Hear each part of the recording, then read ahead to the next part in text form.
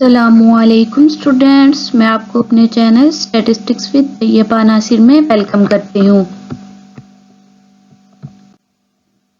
Students, आज का हमारा टॉपिक है प्रेजेंटेशन ऑफ डाटा। डाटा को प्रेजेंट करना या डाटा को पेश करना।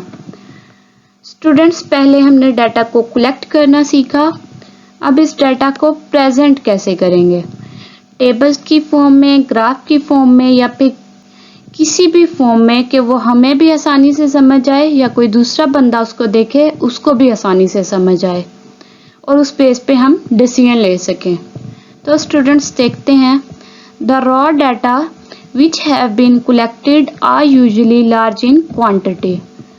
रॉ डाटा या मीनिंगलेस डाटा जो हमने कलेक्ट किया वो हमारे पास साइज में या क्वांटिटी में बहुत बड़ा हो सकता है, इसलिए उसको समझना, उसको देखना और उसके बारे में डिसीजन लेना हमारे लिए मुश्किल है। इस वजह से therefore we have to organize and summarize the collected data in a form that is easy to understand।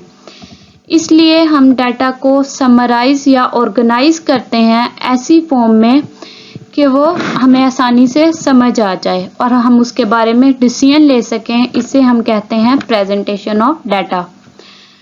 हमारे पास डाटा को प्रेजेंट करने के लिए डिफरेंट टेक्निक्स हैं, क्लासिफिकेशन, टेबुलेशन, डायग्राम्स, ग्राफ्स। इनके ज़रिए हम अपने डाटा को प्रेजेंट कर सकते हैं। तो आइए स्टूडेंट्स देखते हैं कि क्लासिफिकेशन हमारे पास क्या है। The process of arranging observation or data into homogeneous groups, classes, parts, etc. Students अपने डाटा को या ऑब्जर्वेशंस को होमोजीनियस ग्रुप्स में डिवाइड करने को या अरेंज करने के प्रोसेस को हम क्लासिफिकेशन कहते हैं। अपने डाटा को होमोजीनियस ग्रुप्स में डिवाइड करने को हम क्लासिफिकेशन कहते हैं। फॉर एग्जांपल, मैंने अपनी क्लास को दो ग्रुप्स में डिवाइड कर लिया।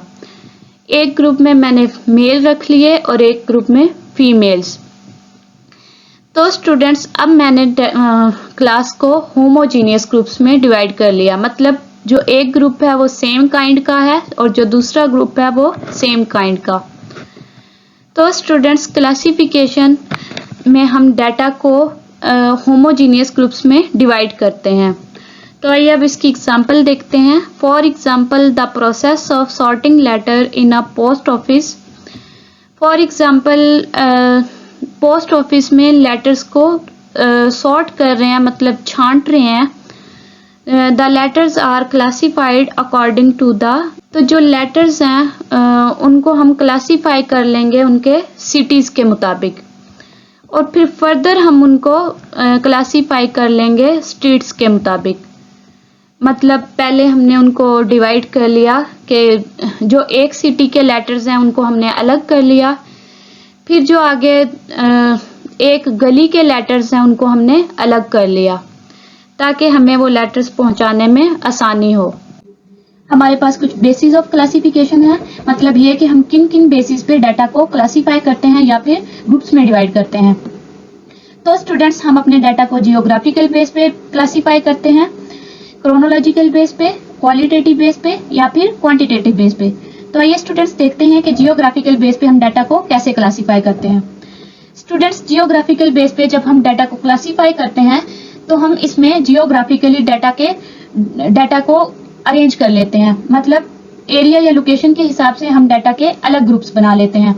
मिसाल के तौर पे मैंने भी आपको पीछे एग्जांपल दी पोस्ट ऑफिस की कि जो एक एरिया के लेटर हैं उनको हम अलग निकाल लेंगे और जो दूसरे एरिया के लेटर्स हैं उनको हम अलग निकाल लेंगे।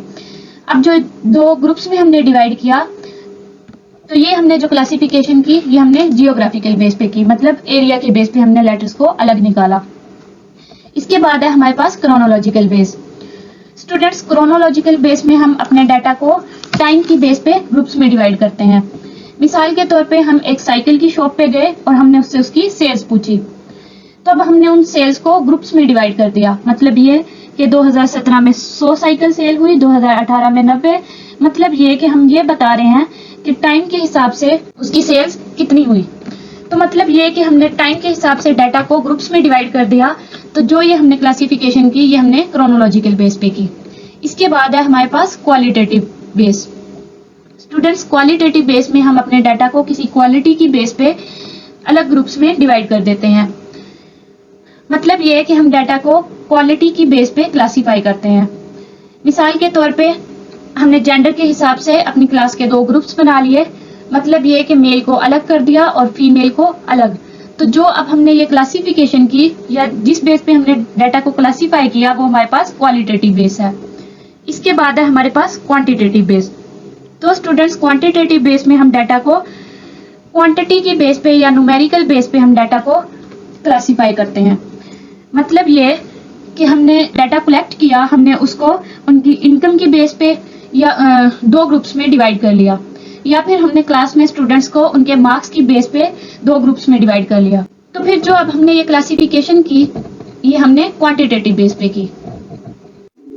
तो स्टूडेंट्स, उम्मीद है आपको बेसिस ऑफ क्लासिफिकेशन का कॉन्सेप्ट क्लियर हो चुका होगा और आप जान चुके होंगे कि हम किन किन बेसिस पे डाटा को अलग ग्रुप्स में डिवाइड करते हैं। स्टूडेंट्स, इसके बाद हमारे पास क्लासिफिकेशन की टाइप्स आ जाती हैं। तो हमारे पास फर्स्ट टाइप है one way classification. When we classify the data on single criteria then it is called one way classification. Students, जब हम अपने डाटा को सिंगल क्राइटेरिया की बेस पे ग्रुप्स में डिवाइड करेंगे तो हम उसे बोलेंगे कि ये हमारे पास वन वे क्लासिफिकेशन है। मिसाल के तौर पे हमने अपनी क्लास के 2 ग्रुप्स बना लिए। एक में हमने मेल्स को रखा और दूसरे में फीमेल्स को रखा। तो हमने जो ये क्लासिफिकेशन की या जो हमने ग्रुप्स बनाए, ये हमने सिंगल क्राइटेरिया की बेस पे बनाए। मतलब जेंडर के हिसाब से हमने 2 ग्रुप्स बना लिए। अब जो ये 2 ग्रुप्स बने, ये हमारे पास सिंगल क्राइटेरिया मतलब जेंडर की बेस पे बने। इसके बाद है हमारे पास two way classification. When we classify the data on double criteria then it is called two way classification. Students, जब हम अपने डाटा को डबल क्राइटेरिया की बेस पे ग्रुप्स में डिवाइड करेंगे या क्लासीफाई करेंगे, उसे हम बोलेंगे टू वे क्लासिफिकेशन। मिसाल के तौर पे हमने अपनी क्लास के 2 ग्रुप्स जेंडर के हिसाब से बना लिए। इसके बाद हमने उनको मजीद ग्रुप्स में डिवाइड किया एरिया के हिसाब से। तो हमारे जितने ग्रुप्स बनेंगे वो हमारे पास डबल क्राइटेरिया की बेस पे बनेंगे। मतलब ये कि हमने क्लास को जेंडर और एरिया के हिसाब से ग्रुप्स में डिवाइड कर दिया। ये हमारे पास है टू वे क्लासिफिकेशन। स्टूडेंट्स, इसके बाद है हमारे पास क्लासिफिकेशन की third type, manifold classification. When we classify the data according to several criteria it is called manifold classification. Students, जब हम अपने डाटा को सेवरल क्राइटेरिया की बेस पे ग्रुप्स में डिवाइड करेंगे तो उसको हम बोलेंगे मैनीफोल्ड क्लासिफिकेशन। मिसाल के तौर पे हमने डाटा कलेक्ट किया। अब उस डाटा को हमने जेंडर की बेस पे, एजुकेशन की बेस पे या फिर इनकम की बेस पे अलग ग्रुप्स में डिवाइड कर लिया। मतलब ये कि 2 से ज्यादा क्राइटेरिया की बेस पे हमने डाटा को ग्रुप्स में डिवाइड कर लिया। इसको हम बोलेंगे मैनीफोल्ड क्लासिफिकेशन। उम्मीद है आपको आज के लेक्चर की समझ आई होगी। अगर कुछ पूछना हो तो आप कमेंट बॉक्स में भी पूछ सकते हैं, या कोई टॉपिक समझना हो तो आप कमेंट सेक्शन में मुझे बता सकते हैं।